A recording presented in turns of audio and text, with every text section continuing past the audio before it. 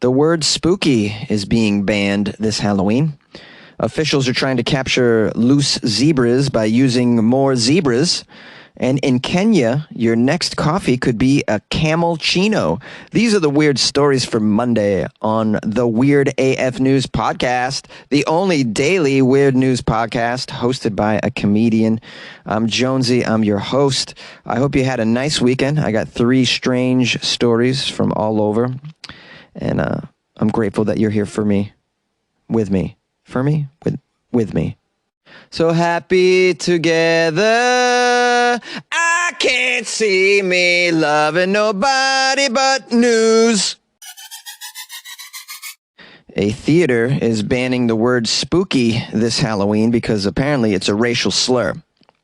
The word spooky has been canceled this Halloween after the National Theatre of Scotland banned this word from their shows after it was identified as a racial slur. The National Theatre of Scotland plans to drop the alleged racial slur, despite the fact that many businesses and stores use this term around Halloween. You see it a lot. I use the word. I've been using the word for a long, long time. I had no idea it was a racial slur. I thought it meant scary or ghost-like. I'll bet you half the words I'm using have been banned. I just can't stay on top of it. I feel like it's a word every week is added to the banned list. Saying something that's offensive. Half of the crap I say is probably offensive. Maybe you guys could help me out and let me know what words I'm using that shouldn't be used anymore. Call the show, 646-450-2012. We're going to call it now the banned word hotline to save Jonesy's job in the closet. Okay, let's find out. Are they replacing this word with a new word that we should use? We should all get on board here. The organization says they haven't used the term since 2016. Oh, good for you guys. I guess you're just better than all of us because you haven't used that word in several years. The theater has expressed their commitment to fighting racism following the global Black Lives Matter movement. And as part of this, they've identified offensive words, including spooky, that they're not going to use, which is hilarious considering there's probably 6 black people in Scotland. But okay, got it. Here's a quote from their theater. And I can't really do a Scottish accent, and if I try, I'm going to just make people angry. So I'm just going to do this accent. No one has complained about this word, but there were worries they could complain in the future. We're just trying to cover our asses. There's been a lot of meetings since the BLM movement. There's been a lot of discussions on how the National Theatre of Scotland should change their ways. Now, it might seem crazy, but we're very committed to fighting racism, so we need to be extra careful in the language that we're using. It's always been a really white organization. No shit! You're a theater in Scotland. We've always been a really white organization, but we're trying to change that and become more diverse. I don't know how we're going to do that. Everybody's white here. But there might not be many people who know this, but spooky can be used as a racial slur.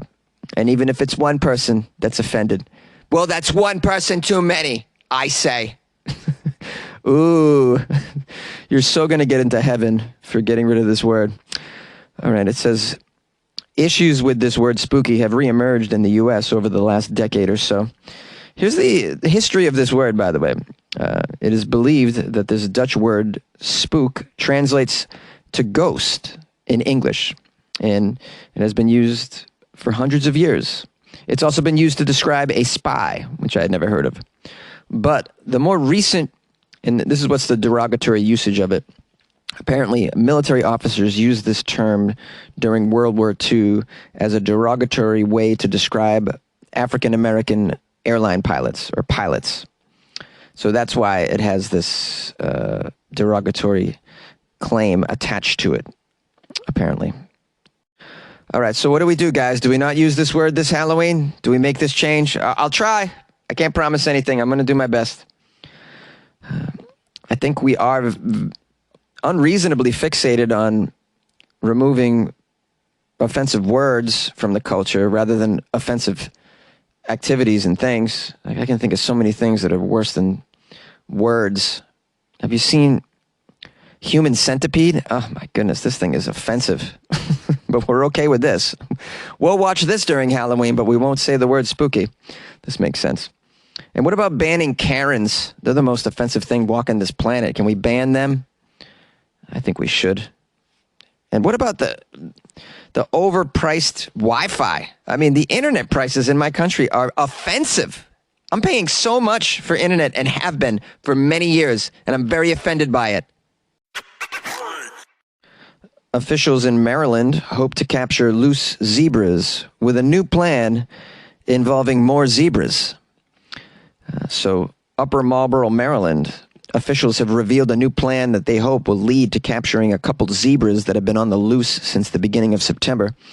3 zebras escaped from a farm in the area, and the group have been roaming around ever since. Sadly, one of the zebras died when it was caught in an illegal snare trap on September 16th.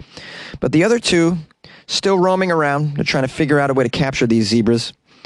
It'd be very strange to run into some zebras in Maryland. It says here, according to the media, the Department of Natural Resources have a new plan to capture these 2 roaming zebras by using way more zebras. Okay, so they're working together here with the U.S. Department of Agriculture and the owner of these exotic animals to figure out a way to capture the 2 remaining zebras. Officials say the owner has taken 2 zebras from the herd and is keeping them in an enclosure in the center of a corral. Okay, so the owner's got more zebras. How many zebras are you allowed to have in Maryland? What's this guy all about?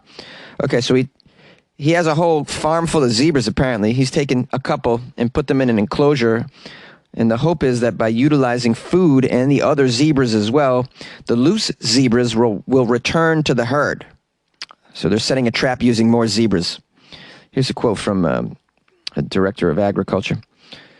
Well, our priority is to make sure these zebras are captured and returned to the herd. Once this is accomplished, the county will conduct a further investigation, and any actions, including any inappropriate charges against the owner, will be evaluated. That's, in my mind, how a Maryland Department of Agricultural spokesperson sounds. Yeah. Any inappropriate actions by the owner of the zebras? Yeah, like owning zebras. Is that appropriate? I don't even... That's what I'm wondering. Now, veterinarians and officials believe this plan of using more zebras to capture the zebras is the best approach for capturing loose zebras. Apparently, they know all about zebras and capturing zebras. Now, the officials in the area ask that anyone who see the zebras to report the sightings. So guys, don't try and capture these wild zebras on your own. You got to report it. I don't even know if I would report it. If I saw zebras roaming around, I just would think that I was high. Like, I'm not telling anybody what I just saw, but I don't think that was real. I think I just saw 2 zebras, 4 elephants, and a Gila monster just roaming across the street. That's some good weed, man. Now, this story, like many others that I've covered involving exotic wild animals in my country, makes me wonder, why is it so damn easy to get exotic animals? I just can't wrap my head around how people can have all these. Just, oh, you want a giraffe, bro? Yeah, I got a guy. It's really that easy to get an exotic animal. It dumbfounds me. You like podcasts? You're listening to my podcast. Maybe you thought to yourself, I'd like to make a podcast. Too difficult. No, not with Anchor. Anchor has free creation tools that allow you to record and edit your podcast from your phone or your computer. Anchor distributes your podcast to Apple, Spotify, Stitcher, and more. They have advertising integration, so you can even make a little money off your podcast. Everything you need to make a podcast in one place. Download the free Anchor app or go to anchor.fm to get started. And good luck with your podcast. Good luck with your creation. Good luck with your life, man. In Kenya, your next coffee could be a camel-ccino. Ooh, that sounds lovely. Let's find out what that is. The article says, Kenya's largest export is tea.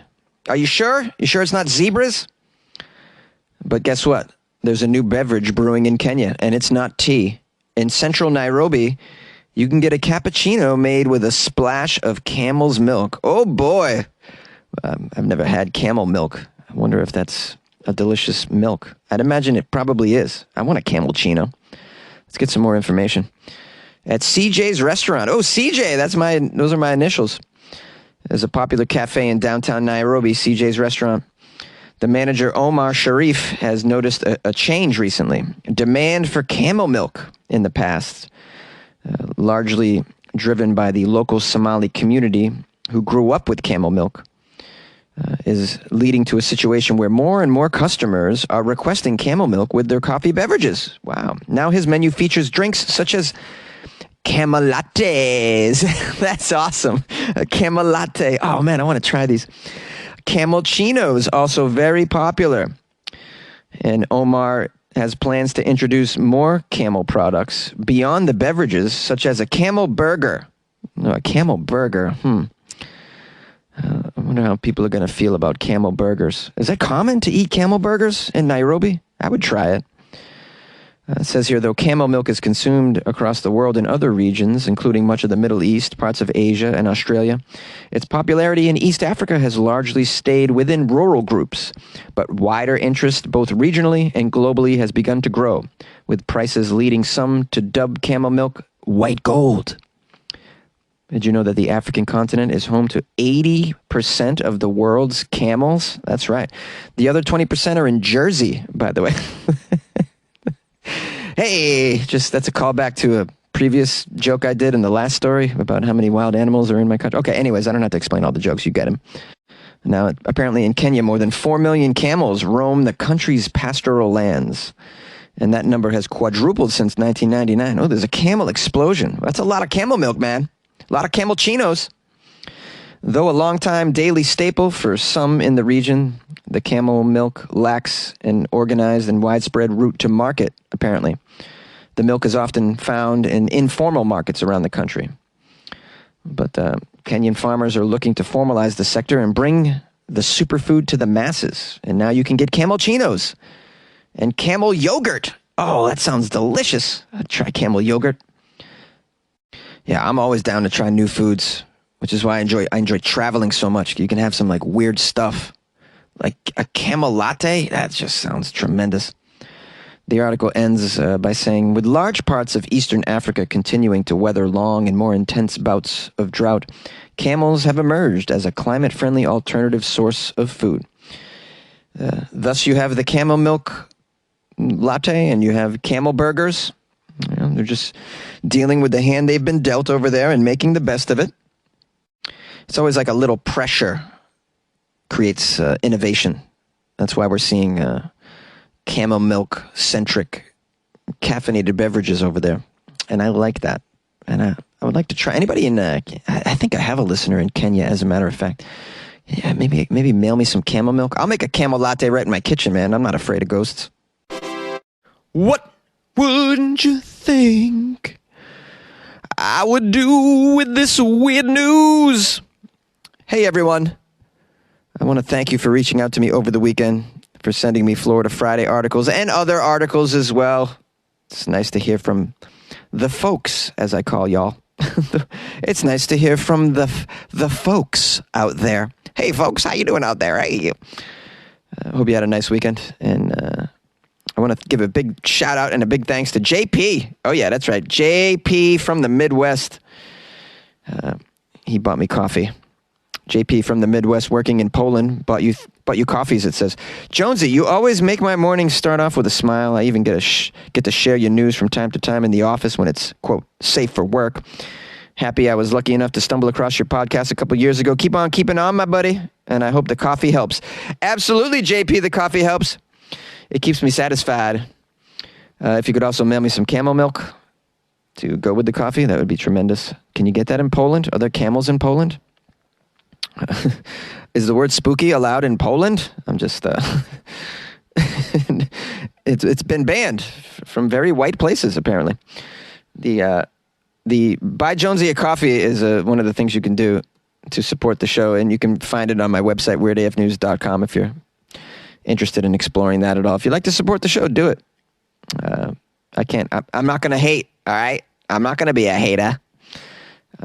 What else? I want to read a review that I've got on Amazon by someone named Israel Scipio. Scipio. Could be Scipio. Might be Scipio. I'll just say it's Israel. This is a tremendous review, by the way. Israel only gave me 4 stars. I shouldn't say only, but gave me 4 out of 5. But I appreciate that. Anything above 1 is like tremendous.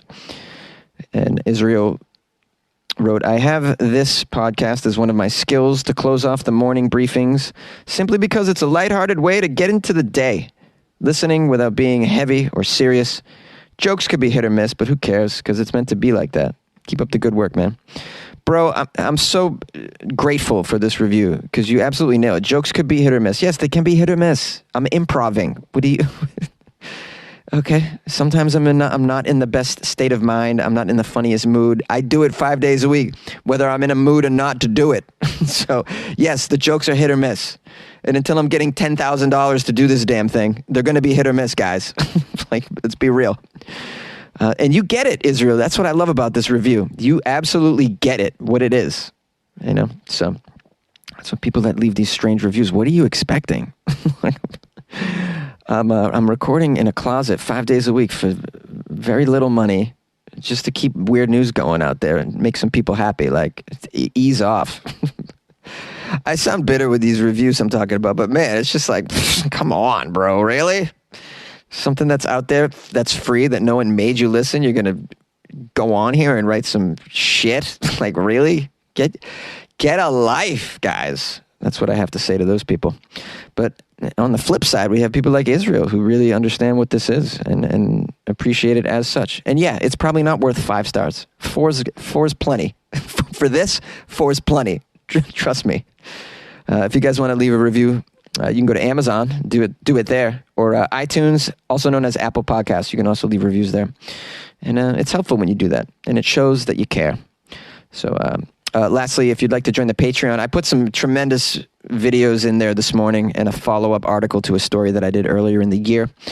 So I'm constantly putting stuff into the Patreon. And you also get to get your name up on the wall here in the closet. So I've added some names over the weekend. I'm going to take a photo and upload it to the Patreon. You guys can see who I've added to the list, to the wall. And when my landlord sees this, I'm not going to be pleased, but hey, whatever, guys. Whatever. Sometimes you just got to scrawl shit on the wall, all right? Take charge of your life. But yeah, if you guys want your name up on the wall, join the Patreon, patreon.com/weirdafnews. Or go to weirdafnews.com and click on the Patreon banner. Or download the Patreon app on your phone and do a search for Weird AF News Podcast. Anyways, this outro was way too long. I apologize. I'll see you tomorrow.